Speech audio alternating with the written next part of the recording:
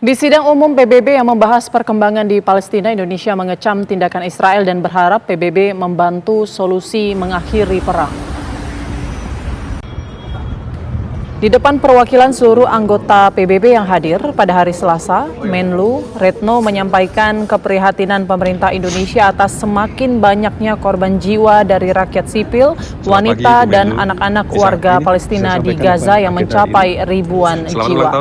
Menlu Retno juga menyampaikan peran aktif Indonesia untuk membantu mengakhiri ketegangan di Gaza tersebut bersama negara-negara anggota OKI langsung melobi negara anggota tetap Dewan Keamanan PBB.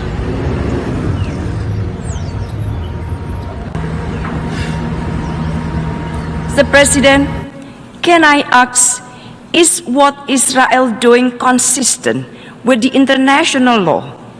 Is it consistent with international humanitarian law? Let us be honest to ourselves in answering this question. And if we really want to defend justice and humanity, there are 4 issues we should work for. First, we need a permanent ceasefire. The first extended pause in hostilities is a welcome start to end these atrocities.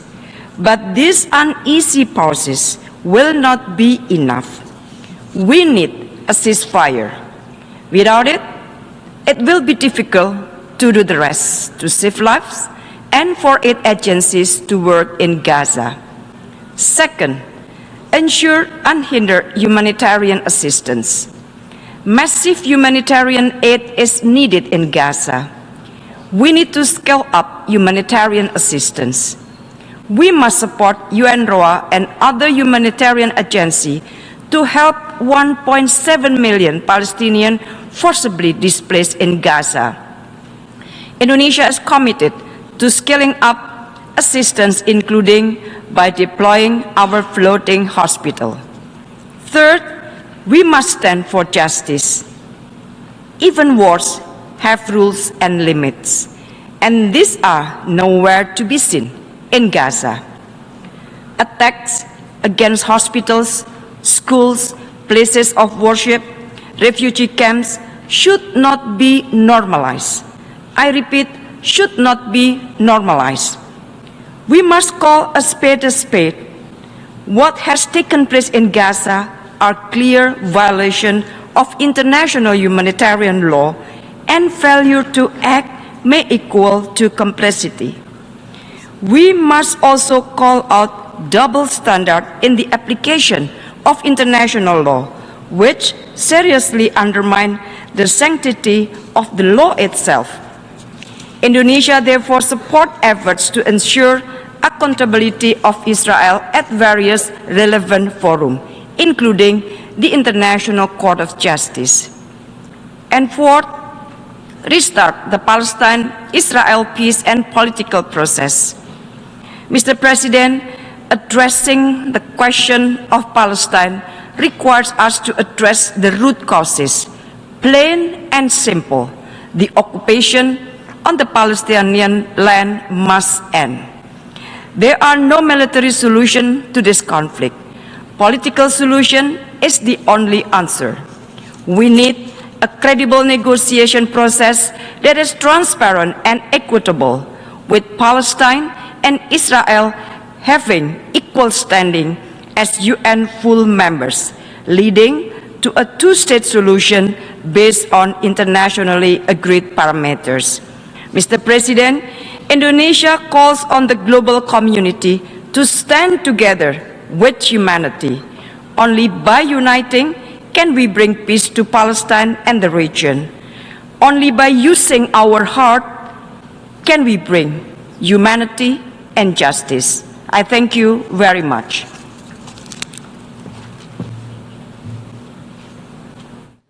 Menteri Luar Negeri Retno Marsudi baru saja memperingati hari lahirnya. Wanita yang kini berusia 61 tahun itu mendedikasikan ulang tahunnya untuk Palestina.